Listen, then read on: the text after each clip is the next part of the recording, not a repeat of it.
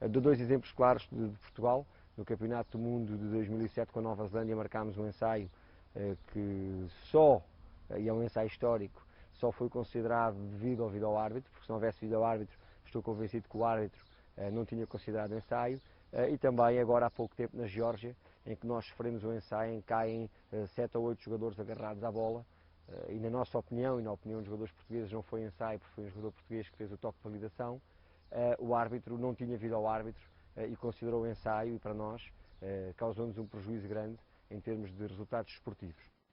Ou seja, num jogo havia vídeo-árbitro, estávamos no Campeonato do Mundo, no outro jogo não havia vídeo-árbitro, Portugal numa altura beneficiou, na outra foi prejudicado. Daí que pergunte a Adalberto Rocha de Sines, quanto é que custa preparar um só estádio e uma transmissão televisiva com as novas tecnologias? Enquanto deixamos o Rui Santos a pensar nesta questão, venho aqui ao meu colega jornalista, António Magalhães, ele é diretor adjunto do Jornal Record.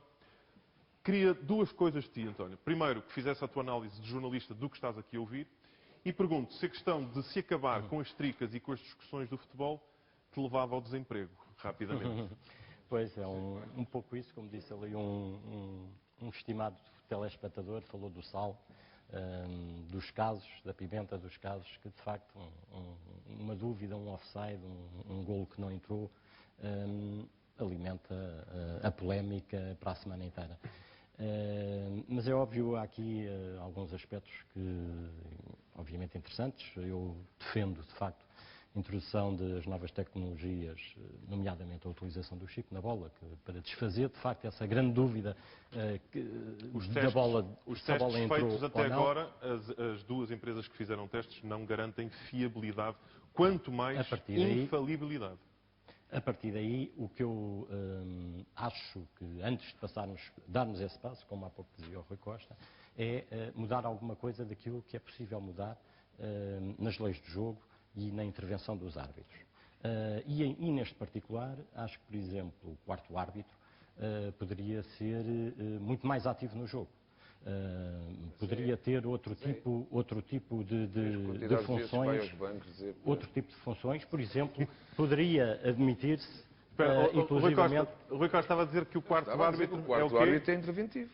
É só quando caminha para os bancos. A quantidade de vezes que vai aos bancos de um lado ao outro dizer que ele está afastado meio centímetro, quer dizer... Pode ter outro tipo de intervenção. E é isso que eu são os tais gajos. A gente às vezes fala de... Estamos aqui a falar de coisas e mais coisas e depois, para mim, com todo o respeito que eu tenho pelo futebol e pela arbitragem, eu acho que a posição mais ridícula do futebol é o quarto árbitro. Mas ridícula mesmo para o próprio árbitro. Porque tira um curso de árbitro para estar de 30 em 30 segundos a ir a um banco e dizer assim, faz favor 10 centímetros para este lado, faz favor agora você que já foi àquele lado. Por isso mesmo é que deve ter outro tipo de intervenção. Não é? Muito mais ativa no jogo, muito mais operacional. E que intervenção é que era suposto o quarto árbitro ter e qual é que na realidade todos vemos, quando vemos os jogos de futebol, que o quarto árbitro está de fato de treino a pedir calma às pessoas. É essa a sua função? O Rui é um brincalhão. Não, e a verdade é que o quarto árbitro... Está a brincar com a verdade. Com a verdade do Rui, mas permita-me um esclarecimento. O quarto árbitro hoje tem um papel fundamental no jogo. Que é quê? E aquele que é menos importante, é chegar ao pé do Rui ou de um treinador qualquer quando se porta menos bem ou quando está afastado e dizer para ele estar no sítio que tem que estar, porque também conhece os regulamentos. Então o que é que faz? Isso é o menos importante, aliás. Se fôssemos por aí, eu julgo que os bancos técnicos também dificilmente acabariam com pessoas lá dentro, tal é o comportamento que às vezes têm. Mas essa é outra questão. Mas a questão é, numa altura em que se está a definir, em que se está a discutir que venham mais dois árbitros ainda, importa, e aí estou de acordo com o Rui, que se discuta o que é que faz este quarto. O quarto árbitro tem, a partir do momento em que há o sistema de comunicação, um papel vasto no sentido de colaborar com o árbitro nas questões intrínsecas do jogo, nomeadamente em matéria disciplinar. Ou seja, aqui o treinador está a que eu coloco, Rodrigo, Rodrigo, não é isso. Era a possibilidade de, por exemplo, e isso implicaria a mudança da regra, não é? Mas, por exemplo, um jogador que tem que abandonar o campo, não é? O jogo não ter que ser interrompido para ele voltar a entrar. Com o quarto árbitro, exatamente. Isso é que eu poderia, e portanto aí o quarto árbitro poderia ser ele a autorizar e a fiscalizar a entrada. Concordo mais uma vez, acontece no rugby, à exceção de que se for um pilar Aí o jogo tem mesmo que parar, que os pilares são os primeiros na formação ordenada. Mas o rugby já dá esse exemplo. E já dá um outro exemplo. O massagista pode entrar sem sequer pedir autorização. Exatamente. E pode suturar... E o jogador pode sair também sem pedir autorização. Pode suturar um jogador. E pode ser substituído sem pedir autorização. José Guilherme Aguiar, mas estamos todos de acordo que o rugby não, é o maior. O rugby é o maior. Mas há uma outra regra... O futebol também é muito grande. Há uma outra regra que vários espectadores... É inteligente. Vários espectadores em alguns mails falam disto, Vítor Pereira, que é o seguinte, e aí voltamos às regras básicas do futebol, que é um cartão amarelo, uma acumulação de cartão amarelo. Este jogador sabe-se que não vai jogar no jogo seguinte. Ou seja, ele no fundo cometeu uma falta naquele jogo, prejudicou aquela equipa, mas no fundo quem sairá beneficiada será a equipa seguinte. O rugby já utiliza este castigo temporário, que o jogador é punido naquele momento, naquele jogo, 10, 15 minutos. Concorda que esta medida no futebol deveria avançar? Eu acho que o futebol neste momento, o futebol de alto nível, o futebol profissional, joga-se em 3 dimensões. Joga-se no campo, com os jogadores, os árbitros e os treinadores. Portanto, esta é a primeira dimensão, é a dimensão da autenticidade. Depois joga-se o futebol da televisão, do espectador, que vê através da televisão. Portanto, na final da Taça da Liga vamos ter 18 câmaras, ouvi hoje na apresentação da final da Taça, 18 câmaras. Vamos ter mais, mas eu não lhe revelo quantas. Esta é a segunda dimensão do futebol, já é o futebol espetáculo, e contra este futebol das 18 câmaras, os árbitros não conseguem lutar, os árbitros não conseguem ser e ver tão bem o jogo como as 18 câmaras. Ponto final, parágrafo.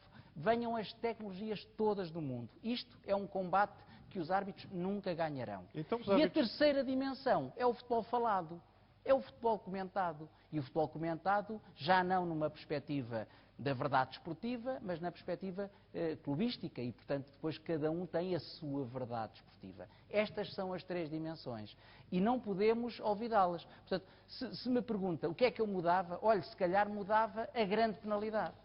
Em que sentido? Quando, por exemplo, a grande penalidade foi concebida no início do século XX, a tática do futebol era 1-9. Tinha 1 defesa e 9 avançados e atacavam todos. E, portanto, os resultados eram de 15-0, 17-2.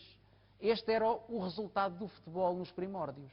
E, portanto, o penalti em inglês, portanto, ainda à origem, era muito vulgar e era muito fácil e tinha uma grande área para ser avaliado.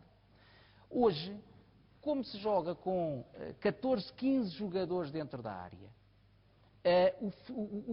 o penalti, que na altura era sempre gol, hoje já não faz tanto sentido. Já não há, em muitas circunstâncias hoje, marca-se grande penalidade, o árbitro assinala a grande penalidade, sem que o gol fosse claro. E, portanto, às vezes transforma-se uma jogada banal de um avançado que até vai fugir para fora da área, em sentido contrário à baliza, e porque foi rasteirado, se vai marcar penalti e se transforma uma jogada estéril numa jogada de golo contra a sua equipa. Esta era, por exemplo, uma reflexão que eu já tive, portanto, noutros âmbitos, e que me pareceria que deveria ser revista, porque o penalti hoje, o resultado hoje de 1-0, 1-0-0, o penalti decide o jogo. E é muito difícil com os jogadores mais rápidos, mais fortes, com bolas mais leves, que são mais difíceis de defender para o guarda-redes, com tanta gente dentro da área, com tanta velocidade, com tanto contacto físico. O jogador hoje é um verdadeiro atleta. É extraordinariamente difícil para o árbitro conseguir avaliar com eficácia todos aqueles lances dentro da área e transformar um resultado de 0-0 num resultado, por exemplo, de 1-0. Rui Santos, começamos aqui por falar, devem ou não avançar as novas tecnologias. E temos aqui homens do futebol, um árbitro, um jogador, outro árbitro, em que estamos a discutir as coisas ainda básicas que podemos mudar